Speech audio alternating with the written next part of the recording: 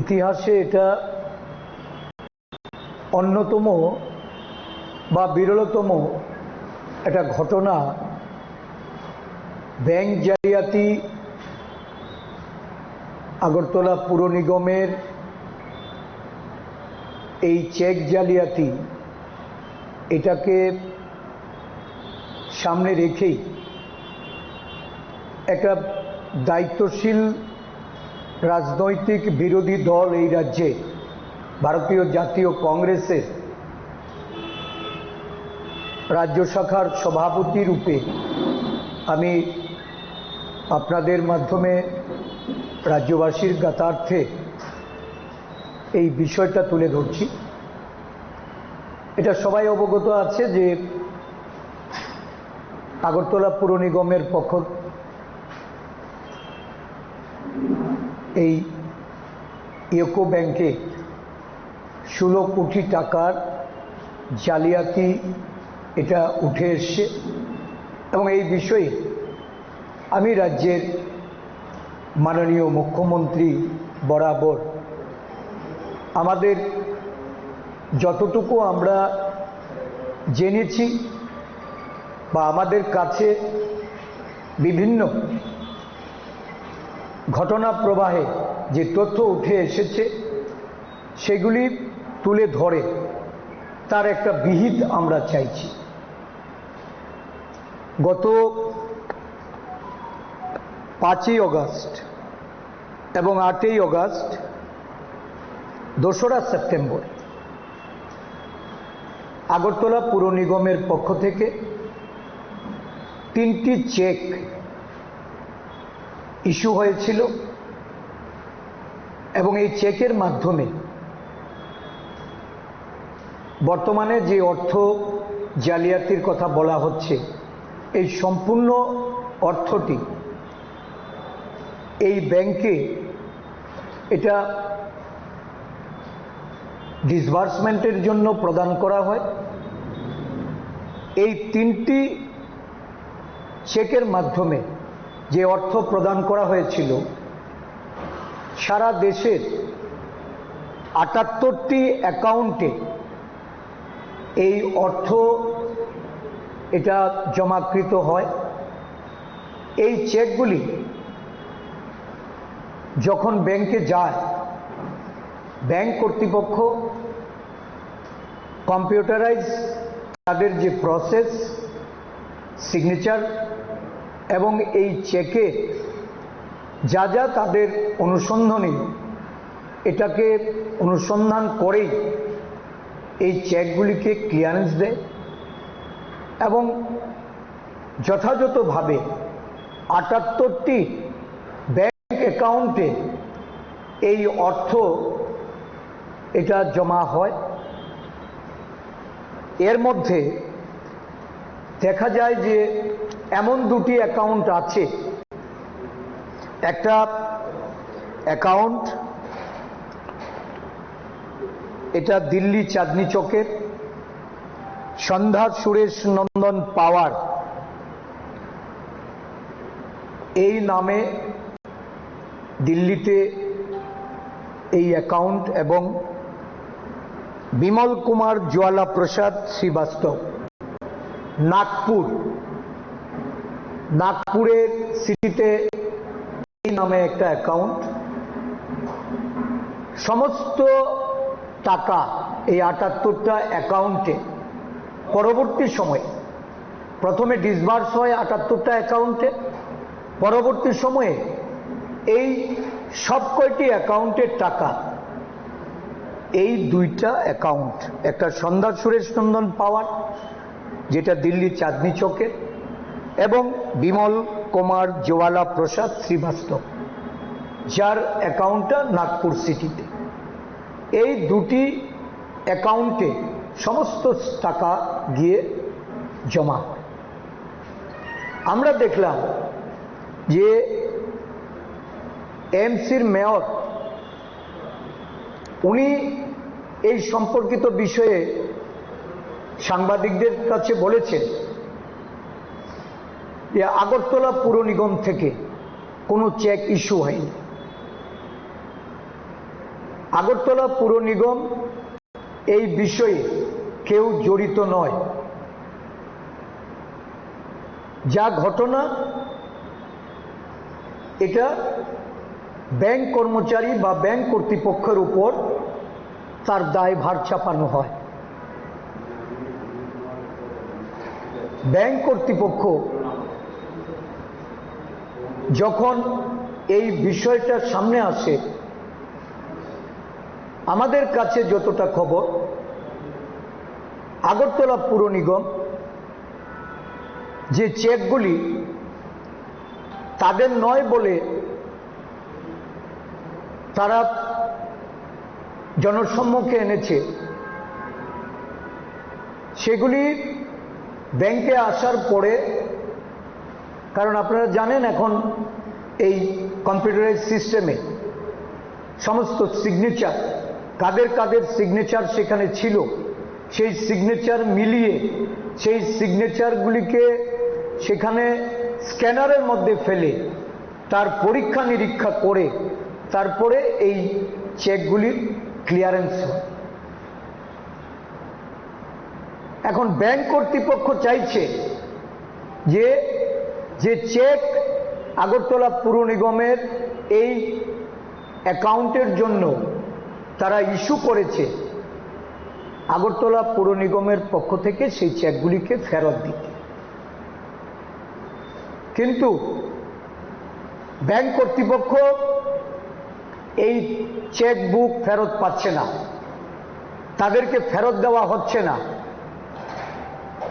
সমস্ত দৃষ্টিটা ঘুরিয়ে দেওয়ার জন্য আগরতলা পুর নিগমের যারা এই ঘটনার জন্য যুক্ত হতে পারে বা যাদের বিরুদ্ধে পদক্ষেপ নেওয়া প্রয়োজন, তাদেরকে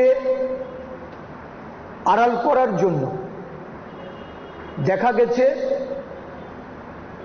মেয়র স্বয়ং উনি সিট গঠন করে যে তদন্তের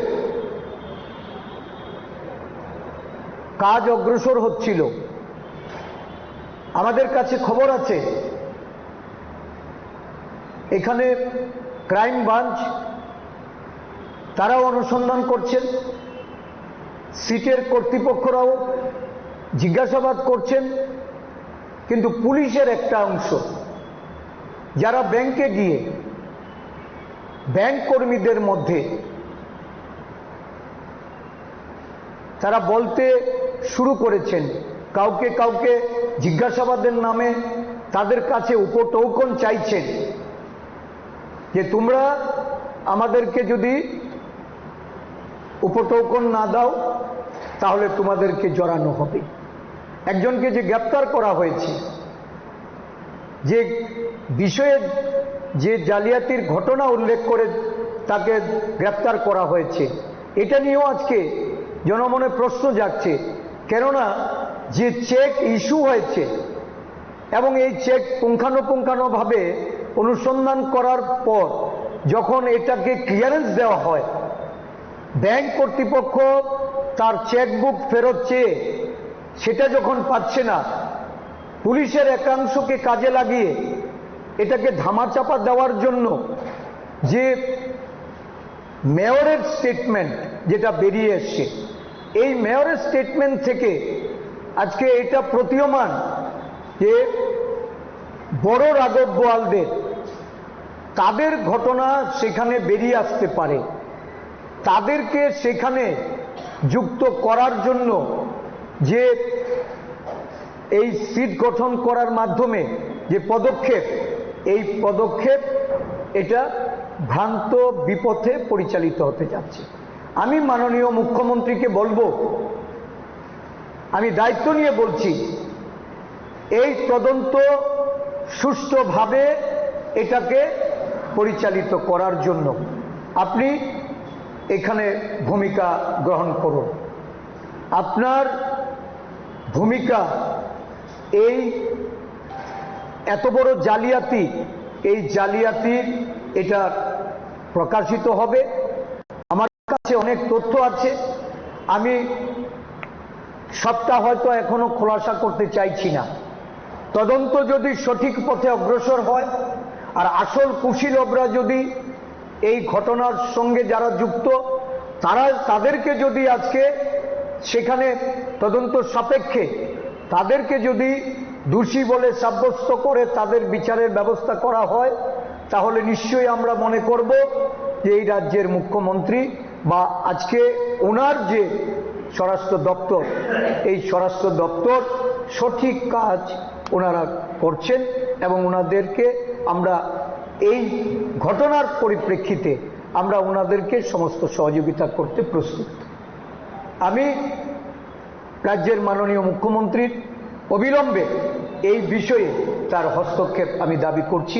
অন্যথায় যে সিট গঠন করা হয়েছে, আমরা পরিষ্কারভাবে বলতে পারি, টাকা দাবি করছেন এই সিটের পক্ষ থেকে, এবং যারা গিয়ে ব্যাংক কর্মচারীদের টাকা দাবি করে এই তদন্তকে ঘুরিয়ে দেওয়ার, তার মোড় অন্যদিকে প্রতিফলন করার চেষ্টা করছেন, তার থেকে কিন্তু রাঘব বোয়ালরা তারা মুক্ত হতে পারবেন না। এই যে ৭৮টা অ্যাকাউন্টে টাকা ডিসবার্স হলো, এই অ্যাকাউন্টগুলি কার?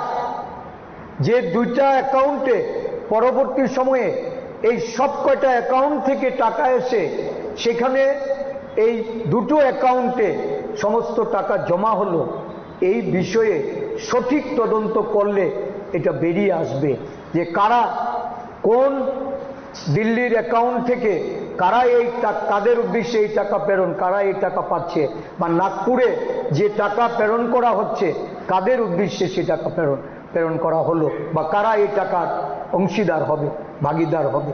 তো আমি রাজ্যের মুখ্যমন্ত্রীর কাছে অবিলম্বে এই বিষয়টা নিয়ে পদক্ষেপ গ্রহণ করার দাবি জানাচ্ছি।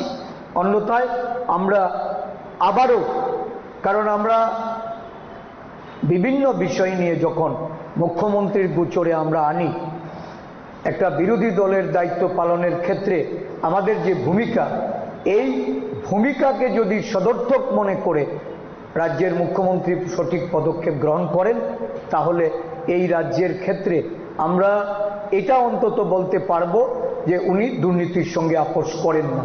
অন্যথায় আমাদের ধরে নিতে হবে যে যাদের এই জালিয়াতির টাকা যাদের পকেটে যাওয়ার, সেখানে রাজ্যের সরকারের তাদের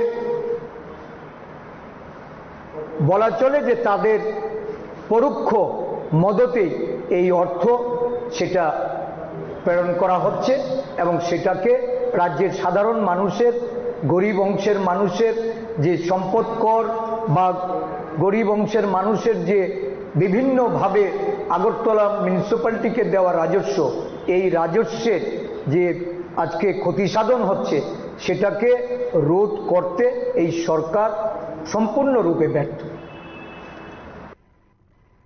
প্রসেসের মধ্যে এই যে অর্থ প্রদানের ক্ষেত্রে চেকের যে অথরিটি,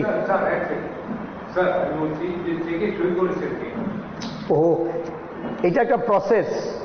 চেক যখন সই হয়, এটা আগরতলা পুর নিগমের যে প্রসেস, এই প্রসেসের মধ্যে সেখানে এক্সিকিউটিভ ইঞ্জিনিয়ার থাকতে পারে, সেখানে কমিশনার থাকতে পারে, সেখানে যারা অথরাইজ একটা দপ্তরের চেকের যারা ডিডিও। যেহেতু আপনি কিছু বলেছেন, আমি আপনাকে বলছি যে আপনার কাছে এভিডেন্স আছে, এভিডেন্স আছে বলেই কিন্তু আপনি প্রেস মিট করেছেন। আমি আপনাকে এইটুকু আমি দায়িত্ব নিয়েই বলছি, যারা অথরিটি যারা সিগনেচার করেছেন, তাদের সিগনেচারগুলি ব্যাংকে যখন এই চেক যায়, এই চেকের সিগনেচারের যে অথরিটি, ওই অথরিটির চেকটাকে, সিগনেচারটাকে ওই চেকের এটাকে মেলানো হয়, এবং এই চেকটা যখন সিগনেচারের সঙ্গে মিলে এটা ভেরিফিকেশন হয়, তো ভেরিফাই করেই পেমেন্টটাকে ডিসবার্স করে। তো ভেরিফাই করার ক্ষেত্রে এটা মিলেছে বলেই পেমেন্ট ডিসবার্স হয়েছে। এইটাই আমি বলছি যে চেক অথরিটি যারা প্রসেসের মধ্যে, আমিও একসময় মিউনিসিপ্যালিটিতে চেয়ারম্যান ছিলাম। নো, আমি একসময় মিউনিসিপ্যালিটিতে চেয়ারম্যান ছিলাম। পিডাব্লিউডির চেকে আমাদের চেয়ারপারসনকেও সিগনেচার করতে হতো। আমাদের চেয়ারপারসন, আমাদের এক্সিকিউটিভ ইঞ্জিনিয়ার, আমাদের ক্যাশিয়ার সই করতে হতো। এখন প্রসেসে আগরতলা পুর নিগমে যারা আছেন,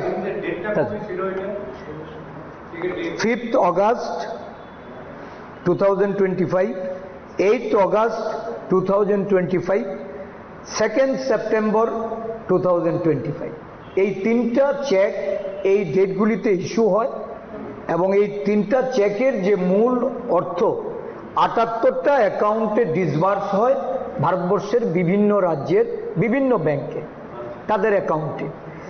পরবর্তী সময়ে এই 78টা অ্যাকাউন্ট থেকে সম্পূর্ণ টাকাটা 2টা অ্যাকাউন্টে যায়। একটা অ্যাকাউন্ট হলো দিল্লি চাঁদনি চকে, আরেকটা অ্যাকাউন্ট হলো নাগপুরে। ইনি তো ব্যাংক কর্মচারী, তো স্যার আমি আমার তো যে আপনি তো পুরো ডিটেইলসটাই জানেন, তাহলে বাদবাকিরা কোথায়? এবং আপনার কাছে যেহেতু আপনি বললেন যে পুনে এবং দিল্লি বাদবাকি যে অ্যামাউন্টগুলো, হ্যাঁ, এগুলি সব যারা তদন্তকারী তাদের মাধ্যমে যেমন এটা প্রকাশ পেতে হবে। আমরা মনে করি আজকে কেন আমরা আপনাদের সামনে আসছি, কারণ এই যে তদন্তকারী সিটের মধ্য থেকেই তো মানে পুলিশের একাংশই তো আজকে উঠে পড়ে লেগেছে। এই জায়গাতে দুটো ভাগ হয়ে গেছে। একটা ভাগ চাইছে প্রকৃত ঘটনা উদ্ঘাটন হোক, যারা এই ঘটনার সঙ্গে জড়িত তাদের বিরুদ্ধে ব্যবস্থা নেওয়া হোক, জালিয়াতরা পাকড়াও হোক। আরেকটা অংশ চাইছে যে এইটাকে ডাইভার্ট করে এই যে আজকে এই ব্যাংক কর্মচারী একজন যাকে আজকে বুক করা হয়েছে, এমনও তো হতে পারে যে এই কর্মচারী উনি জানেনই না বা তার ইনভলভমেন্ট নেই। তো প্রকৃত তদন্তের জন্যই আমরা মুখ্যমন্ত্রীর কাছে দাবি জানাই।